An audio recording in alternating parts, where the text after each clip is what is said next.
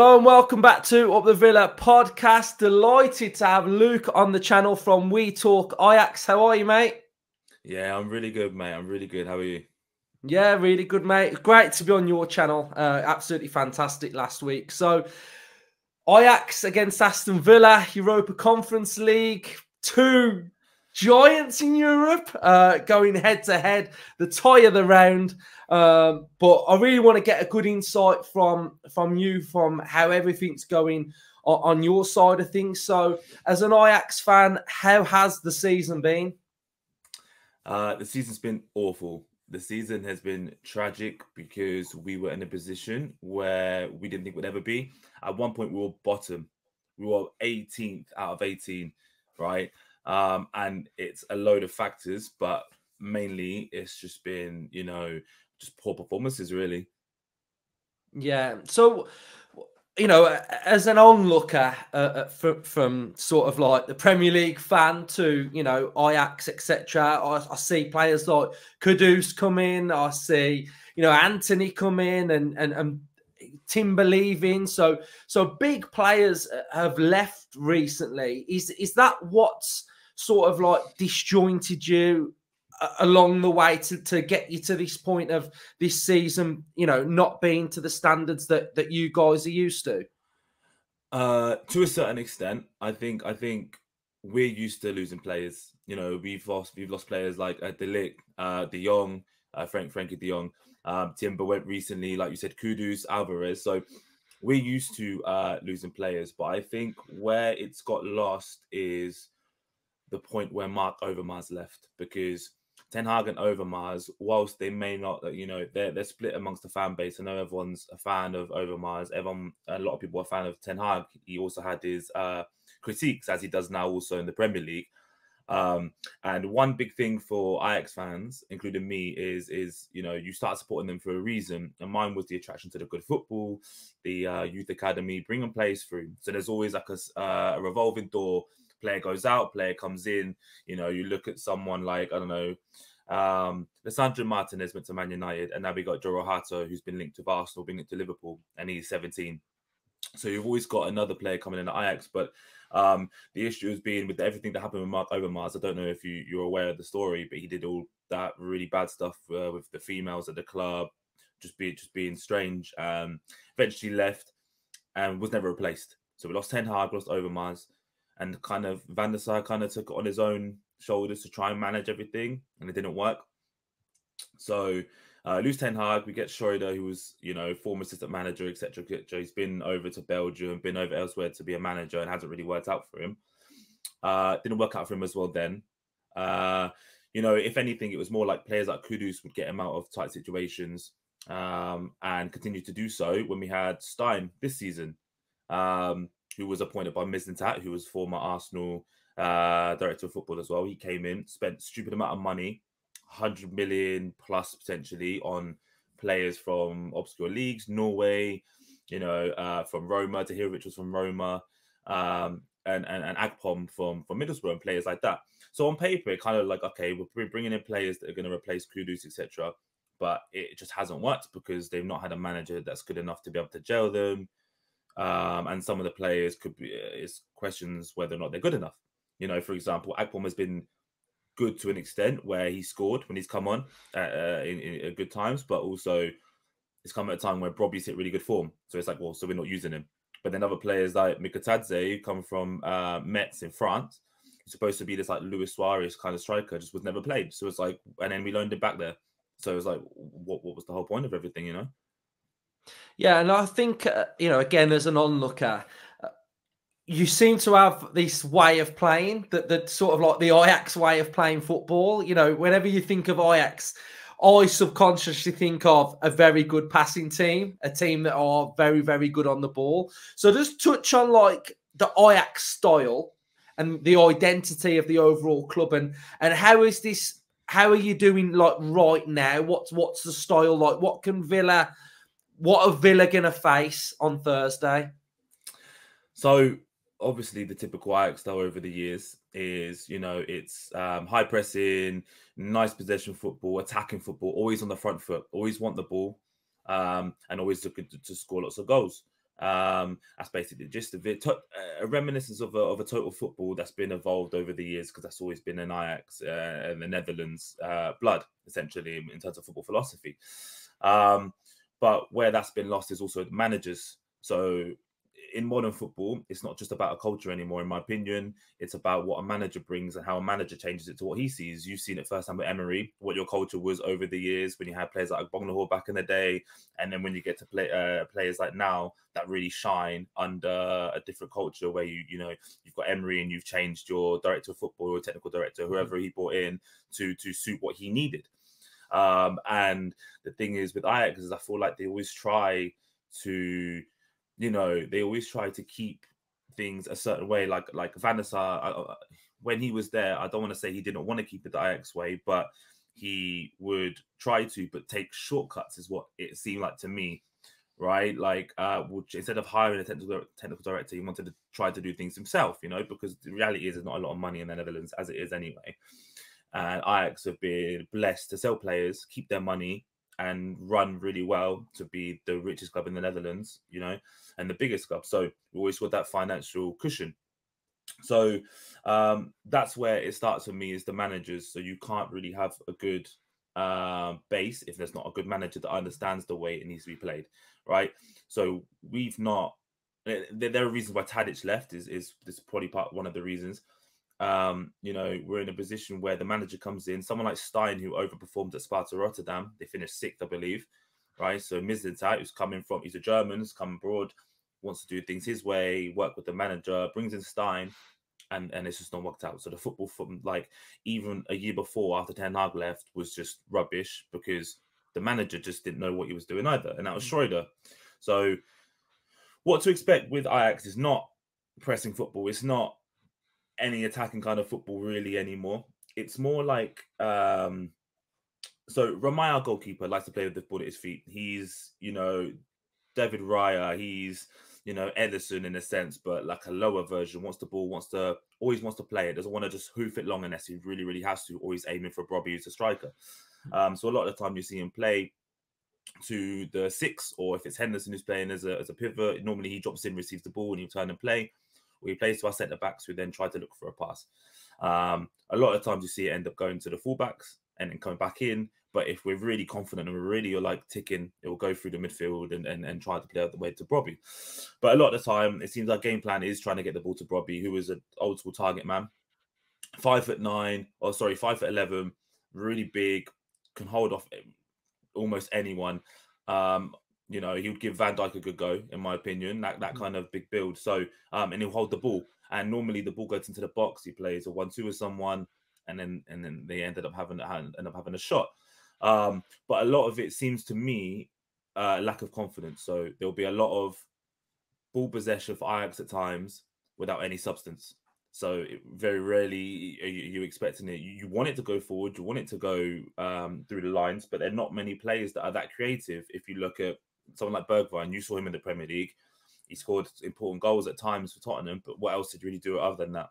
And then we got a player called Hillinson, who's very young, who come from the academy, who has impressed and works very hard, but it's his first season, so he's kind of just finding his feet also. And then you've got players like Henderson, who aren't known for being really creative. So the only creative player we have is Berghuis, who plays right wing, and he hasn't got the legs anymore. And he's very predictable because he's got a really good left foot and not much of a right foot. So you if you defend well against him, you know what he's going to do. So at the moment, it's just we are trying to push for fourth. And after losing to AZ the other weekend, we're 6 points behind, I believe. It's just not going well, because you have that new manager bounce where Van Skip comes in and everything's nice, and we're looking, because it's a change, and now it's gone flat again. So it's not great. Is your new manager permanent, or is he on an interim? Interim. It's the end of the season. Yes. Is there anyone that's been linked with the full time? So this is where it gets the fun bit for me. So we have a new CEO. I believe his name's Alex Cruz. He's coming in, and I think he's coming in the next couple of months. I don't know if it's this month, I can't remember, or if it's like May. But he's going to come in, and I know they're looking for a foreign manager. We're looking for a foreign manager, or someone from a foreign league. And there's been a lot of link with Knutsen from Bodo, who we beat luckily in the Conference League in the last round. And he was my tip to be the one. If anyone from that wants to go and check our channel out, they go and look at our channels. For months, I've been saying he's the one. We need him in. We played them. They played us off the park. We beat them so luckily. They must have had like 20 or plus shots at their ground. Absolutely battered us. He was my number one. But there's been links also with assistant manager for Liverpool. I forget his name. I think it's like Pep Linders. Linders. Yeah, Linders. That's it. Yeah. He's been linked heavily. And then Stuyvenberg from Arsenal has been like thrown in there a few months back, maybe start of the season kind of thing. So there's been a load of managers thrown around, but there's nothing like absolutely concrete. That Linders one was the first like proper one we've seen I've seen in a while. So we'll have to wait and see. Yeah, so you talked about Robbie up front, as a target man, but he's bagging goals. He's scoring. So what's his finishing like? Is he sort of, does he sort of get his head on stuff, or is his movement good, or what type of goals does he score? He's not. He has scored a couple of headers. He's not a header. He's not like an Ollie Watkins, always at the back post, putting them away kind of thing with headers. But if it's like a really clear and obvious cross, and then he can put it away. But a lot of his goals so far this season, actually, it's been a good mix. There's been a couple of ways received the ball to feet with his back to the defender, and he turns them using his strength and managed to get away from him, and then he finishes. Or he's making a run, because the problem we had with Bobby last season and season before was he was never reaching that potential. His hold-up play was always been good. But he always looked like the ball just hits him, right, as opposed to controlling it. For me, it was always like, where's the technique? When you think of a target man, you think of someone like an Andy Carroll, an old school English one, someone that Nick flicks the ball on. He's not that type of one. He's more like, for me, Olivier Giroud will rather receive it to feet and play a 1-2 off, but he didn't seem that technical. And then for some reason this season, his decision making, which was also a con for me, everything's just changed. And I don't know whether there was an issue with his fitness. He wasn't able to last 90 minutes with the intensity on your legs about playing 90 minutes and stuff. And he spent time in the gym, and that may have had an impact for him. And he has requested to have extra striker training at Ajax, and supposedly there's rumors that he's not been granted it. So I don't know where the finishing has come from, but if he keeps scoring goals, then I don't really care where it comes from, to be honest. But it's important we have a focal point that can link up play, because there's not much creativity in the team at the moment. Yeah, sounds a threat. So normally when teams struggle, they have a distraction, such as Europe. I know West Ham last season were really poor, and they had a distraction of Europe, and that sort of gets their form and helped them survive last season, really. So talk to me about your European campaign, because you've obviously dropped into the Conference League. Do you feel like that Ajax can, your last game, you said that you were lucky to go through. Do you feel like you've got enough to get through this tie against Villa? No. So it's not something that's like, for us, it's not going from the league and then coming to Europe and then playing really well in Europe and then not playing well in the league. Our struggles are just all over the place. They're like in both competitions. We played an amateur team in the cup. So Van Skip had to go back to, because I think his son lives in Australia, he had a wedding in Australia, to go to his son's wedding. So he didn't come for the last two games before the winter break, before the end of the year.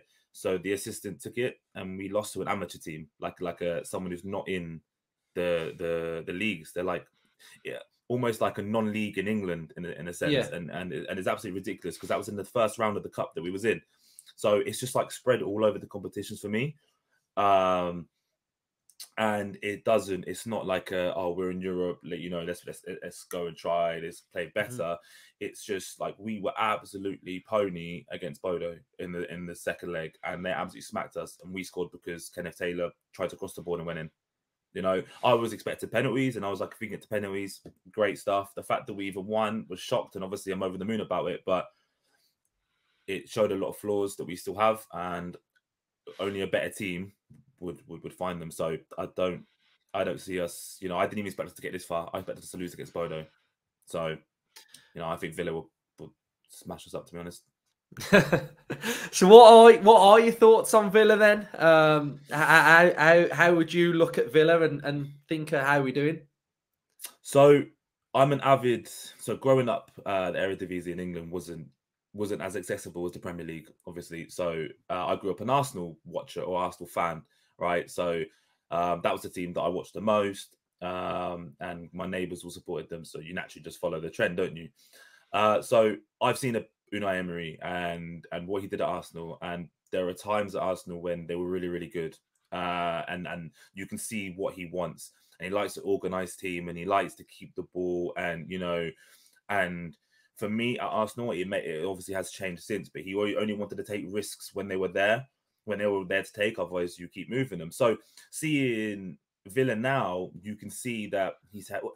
At Arsenal, he didn't have everything changed for him. There were still certain people at the top, and it was just him as head coach. And obviously at Villa, you said on our channel that he has free reign of everything into a certain capacity, and and it shows because he's brought his own players in, some Spanish players, Pau Torres, etc., that know how to play football with their feet, and it shows in the league. And obviously, you're going to have those games in form where everyone else does, where, yesterday was quite close for you guys. You won 3-2 Luton, and it was 2-2 at one point, I'm sure. So, but that's the Premier League, isn't it? There's no easy game. And it shows real character to come out of those games, and especially when you're away and other games against Arsenal and pull out results. You know what I mean? So he's obviously done a really good job, but not only on the pitch, but also with a certain mentality. Because you go in now with a big mentality, like you're going to win every game. And obviously, with no disrespect to Aston Villa, I don't think that's a mentality that Villa have had for a long time. No. So, kudos to Emery for what he's done. Yeah, I think you're spot on, to be fair. I feel like he's got this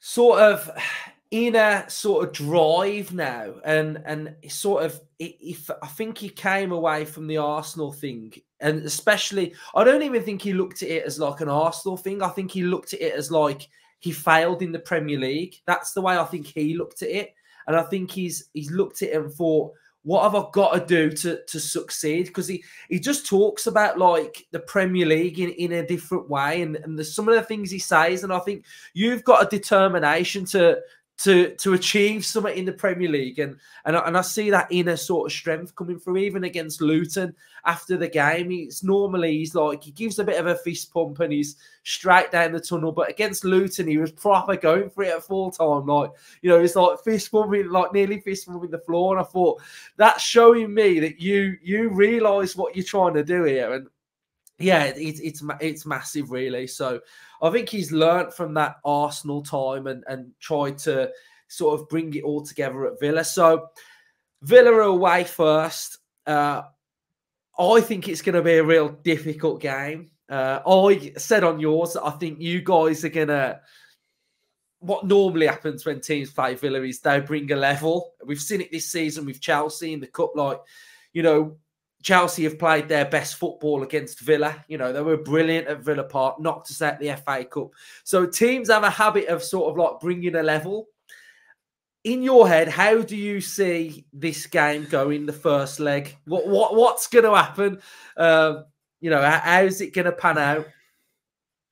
So, it's great that you can feel that about your team. With our team, you never know what level we're going to bring at the moment. So we played PSV at home, a month or so back, and we drew 1-1 at home when everyone thought we was going to smash 4-1 because they've, at one point they won every game in the league, up to a certain point, and then they got a couple of draws. So I might be wrong, but I don't think they've actually lost the game yet this season, PSV. So what they've done there is amazing. But we drew 1-1, and that was a good standard in terms of the work rate and the effort to put in. The football wasn't amazing. The football hasn't been amazing for a while, but we put the effort in. And sometimes that's all you ask for from your team, right? It's just to get stuck in and proper grind that result. If you haven't got the quality to take it, just grind out some sort of result. But then we'll go and beat a team 5-0, and then we'll go and draw a team that you expect to beat 2-2, or you lose 2-1, or you lose 1-0, and you just everything just goes out the window. And you know, there can be reasons as to whether or not they're training right or the manager's right, but sometimes the effort's not there and you don't see the effort at times. Against Villa, if we don't go in with the right mindset that we want to fight for every single thing, you will have field day. You will have an absolute field day. I don't think we'll stop Ollie Watkins regardless, because while we have Hato, who's an incredible 17-year-old, will be one of the best centre-backs in the world, in my opinion, because he's quick, left foot, wants to play out from the back, can play left back as well. So he can play in a back three on the left side. So he's so versatile as well. Likes to come into midfield sometimes with the ball, you know, and he's got youth on his side, right? Even though we have him, we have Josip Satalo, Croatian international, full of mistakes, spag of mistakes, right? And there'll be times where he'll do something amazing. And I don't know whether it's luck or not, but he's always in the wrong place at the wrong time, where the keeper will make a save and it'll hit his leg and roll to someone who puts it in the net. Or he'll miss a header because it's flicked off one of his own defender's head, or he headers it up in the air as opposed to away. And the amount of times I've seen him fall over, and I don't know whether he's settled or not. You know, he just hasn't. I think it cost like 20 million plus for us, right? And at the time, he was wanted by other clubs, some from Serie A, some from other leagues. And at the time, it's a steal. And there are times you see the quality, but too much. For too often as well, you see the mistakes, and it costs us because we don't have the best fullbacks also, you know. So the quality just isn't there with our defense. And I don't know how you go about your front three now. I don't know if you start Bailey and Diaby at the same time. Do you? No, so it'd be one or the other. Because they're both left-footed, aren't they? Yeah, I think it might be Diaby, you know, because pace will kill us. Yeah, I think he might go Diaby. I think he might rest Bailey for this game. The pace will kill. Who'd you play on the left? So we sort of like top heavy on the right. So the left will be not. Yeah, so it'll be like the left back. So it'd be like probably like Luca Dean. Yeah, so if you overload the left side, you know, then the fullbacks for us, they aren't great defensively. So Divine Wrench has been a weird one. He can play right back, centre back, left back, and he has played centre mid a couple of times. And he's one of the young, the youth prospects from the young Ajax, the reserved young team. So he has been better this season. It's the best I've seen him all season, because he has had couple awful seasons where he's not been consistent and not been quality. And he's come in when we needed him. We also got a young right back called Tristan Hoyer, who's just come in. He's not very quick, but he's good on the ball. But he's young, so very naive as well. And on the left side, we have Sosa, who is just he's like he receives the ball and wants to cry because he doesn't know what to do with it. He's scared of the ball, receives it, panics, wants to pass the ball away straight away, and he's not confident with doing much on the ball. And defensively, he's a liability. So we've not actually got a great left back. So we play Wrench on the left now. And, you know, that's been okay, but still it's very defensively, because you've got a really young 18-year-old at right back and like a 21-year-old at left back who's not an actual left back, right? So pace will absolutely do them in because they're not the quickest. Hato has to cover so much on that side because he is quick and he covers a lot. But on the right side, Sutalo doesn't do that. It's Ollie Watkins will have a field day if he plays on that side of Sutalo, on the right centre back. Our right centre back, he'll have an absolute field day, and I think we'll end up 4-0, to be honest, to Villa. I really do. I really, really do. I really don't. I think it's going to be close. This is, and I think you might be surprised. Right. So what we'll do, we're going to do this episode again after we've played our game. So build up to the next one. We'll do another one of these opposition ones, and we'll see how it's going into the game against Villa at Villa Park then. So, Luke, cheers for coming on. I'll tag the channel in the description and the title. Cheers, mate.